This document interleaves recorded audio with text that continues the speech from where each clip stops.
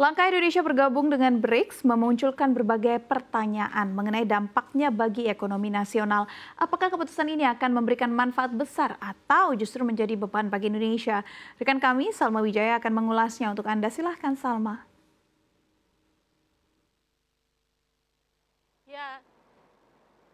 Ya, Safinas dan juga pemirsa, memang Indonesia baru saja masuk ke dalam anggota BRICS, yakni pada Senin kemarin, 6 Januari 2025, yang langsung diumumkan oleh Brazil sebagai ketua dari BRICS sendiri pada tahun ini, pemirsa.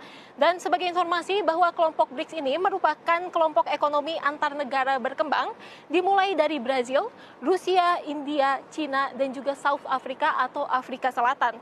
BRICS ini dibentuk pada tahun 2009 yang menjadi platform utama bagi negara berkembang untuk melawan dominasi dolar AS, pemirsa.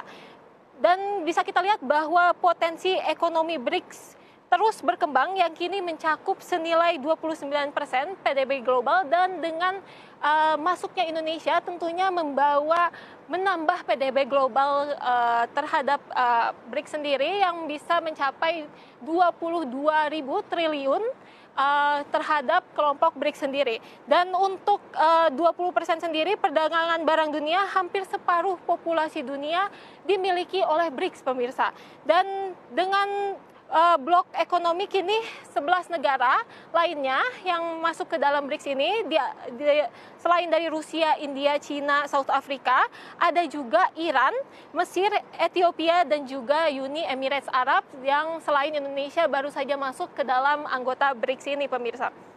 Dan jika ingin tahu akan manfaat dan juga atau menjadi beban bagi Indonesia, tentunya kita harus melihat apa saja sih keunggulan yang akan Indonesia dapatkan jika memasuki keanggotaan BRICS sendiri. Yang pertama, Indonesia dapat memiliki keuntungan gabung dari BRICS sendiri adalah mendorong pemanfaatan mata uang lokal dalam transaksi ekspor dan juga impor dengan anggota BRICS, karena seperti yang kita ketahui bahwa tujuan atau fokus ambisi dari BRICS sendiri adalah untuk mendedolarisasi dolar Amerika untuk menjadi mata uang dari BRICS, atau juga memandirikan perekonomian dari negara berkembangnya, pemirsa. Dan selain dari itu juga kerjasama antara ekonomi dan perdagangan investasi dapat meningkat dengan negara-negara BRICS, dan Indonesia juga dapat meningkatkan perdagangan dan mendapatkan investor dari negara-negara BRICS juga. Dan selain dari itu juga seperti yang kita ketahui bahwa negara BRICS saat ini beranggotakan dengan populasi banyak, pemirsa. Contohnya untuk Indonesia sendiri juga sebenarnya merupakan populasi keempat tertinggi di dunia, dan juga yang lainnya seperti Cina, India yang seperti kita ketahui bahwa memiliki populasi yang sangat banyak sehingga dapat menguntungkan Indonesia dalam pasar dunia, pemirsa. Dan juga anggota BRICS sendiri juga memiliki komoditas yang tinggi di dunia, yakni dimulai dari minyak mentah, gas alam, dan mineral strategis seperti biji, besi, tambang, dan juga nikel yang dapat dimanfaatkan oleh Indonesia. Dan selain dari itu juga keunggulan lainnya juga bahwa seperti yang kita ketahui bahwa dari letak geografi sendiri, Indonesia berada dekat dengan negara-negara selatan, yakni sebetulnya dibandingkan dengan negara barat, negara selatan lebih dekat terhadap Indonesia, sehingga dengan masuknya Indonesia terhadap anggota BRICS yang seperti kita ketahui bahwa BRICS didominasi dengan negara-negara selatan, sehingga dapat memberikan relasi yang baik dengan negara-negara selatan yang tentunya dekat secara geografis dengan Indonesia sendiri. Dan selain dari itu tidak afdol jika hanya melihat keuntungan, Safinas. Jadi kita juga perlu melihat akan potensi kerugian Indonesia jika masuk potensi kerugian Indonesia dengan masuknya Indonesia menjadi keanggotaan BRICS, ya ini dimulai dari resiko geopolitik sendiri, Safinas, karena pandangan dan interaksi sikap negara barat khususnya dengan negara AS terhadap BRICS cukup kurang baik, karena seperti yang kita ketahui bahwa anggota BRICS terdiri dari salah satu anggota yang memiliki hubungan kurang baik dengan AS seperti dari konflik Rusia dan juga Ukraina, yang dikatakan bahwa bahwa mereka saling mengembargo dan juga saling memberikan sanksi. Sehingga jika Indonesia masuk ke dalam keanggotaan BRICS, bisa jadi negara Amerika Serikat, terutama negara Barat, dapat memberikan pandangan yang kurang baik, khususnya dari negara AS. Dan selain dari pandangan sendiri juga dapat membatasi perdagangan dengan negara barat, khususnya pembelian senjata, karena seperti yang kita ketahui bahwa Indonesia mungkin sampai saat ini masih didominasi suplai senjatanya dengan negara barat atau khususnya dengan negara Amerika Serikat. Dan selain dari itu, tidak hanya kerugian dari negara barat sendiri, Indonesia juga ketika masuk BRICS akan diduplikasi dengan duplikasi kerjasama bilateral bertambah dengan Cina, yakni membuat Indonesia semakin ketergantungan terhadap Cina. Karena seperti yang kita ketahui bahwa impor dari Cina sendiri selama 9 tahun terakhir ini meningkat, pemirsa, senilai sekitar 112%, pemirsa dan juga Safinas. Jadi kita bisa lihat bahwa kalau misalnya Indonesia masuk ke dalam BRICS bisa makin menambah ketergantungan terhadap Cina.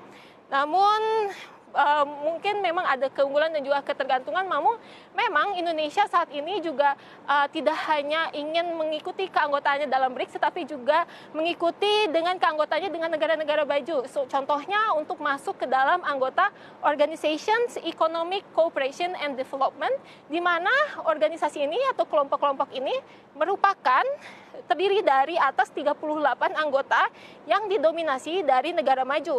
Namun jika dibandingkan dengan BRICS sendiri, tentunya memiliki fokus yang berbeda, pemirsa. Karena dari anggotanya sendiri, Safinas dan juga pemirsa, bahwa BRICS dan juga OECD memiliki fokus yang berbeda dan juga anggota-anggota yang berbeda. Posisi anggotanya yakni dari BRICS sendiri posisinya dengan banyaknya negara berkembang atau yang sedang berkembang, pemirsa. Dan kalau misalnya dari OECD sendiri terdiri atas negara maju, sehingga fokusnya dari BRICS sendiri adalah untuk memajukan negara-negara atau anggotanya serta ingin membuat negara-negara berkembang tersebut menjadi mandiri dan mendedolarisasikan dolar AS yang tentunya menjadi salah satu threat terhadap negara barat atau negara maju sendiri. Sedangkan untuk OECD sendiri, karena terdiri atas negara maju, tentunya kelompoknya ini bertujuan untuk mempertahankan status quo-nya di dalam dunia, yakni juga menganalisis kebijakan dan peningkatan kerjasama ekonomi. Dan tentunya juga sebenarnya kalau Indonesia masuk terhadap OECD sendiri juga memiliki keunggulan juga, pemirsa.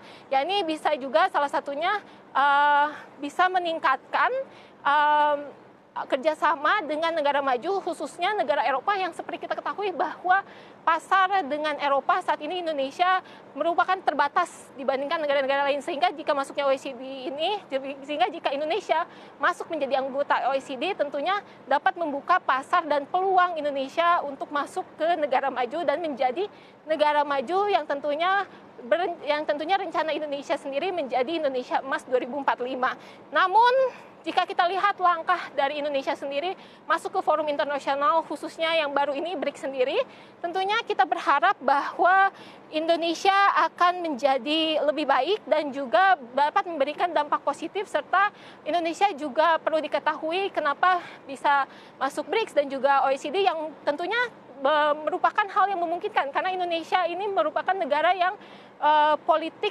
bebas, ya ini tidak non-blok begitu, pemirsa. Jadi kami berharap bahwa kalaupun Indonesia masuk keduanya, Indonesia dapat memilah mana keuntungan yang bagi Indonesia serta bermanfaat positif bagi Indonesia. Demikian, Safinas. Luar biasa sekali, Salma, atas penjelasannya. Tapi satu yang mungkin saya juga ingin dapat analisa Anda adalah dengan bergabungnya Indonesia ke dalam BRICS, maka Indonesia juga termasuk menjadi negara yang memiliki ancaman, memiliki kekhawatiran bahwa tarif 100% yang ditetapkan oleh United States kepada negara-negara di dalam BRICS itu mungkin juga akan dialami oleh Indonesia. Walaupun Wakil DEN, Ibu Mari Elka, bilang itu tidak akan menjadi problem yang cukup besar. Bagaimana Anda melihatnya stance Indonesia atau kemampuan Indonesia untuk bisa mengatasi hal tersebut tidak terjadi di Indonesia meskipun bergabung dengan BRICS? Singkat saja.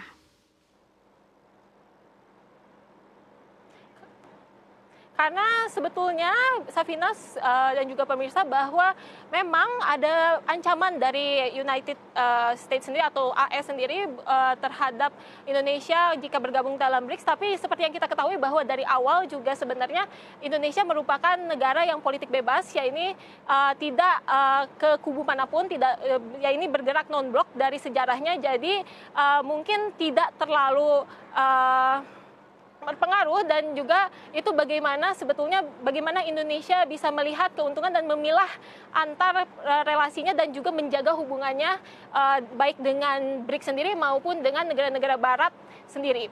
Begitu, Safinas.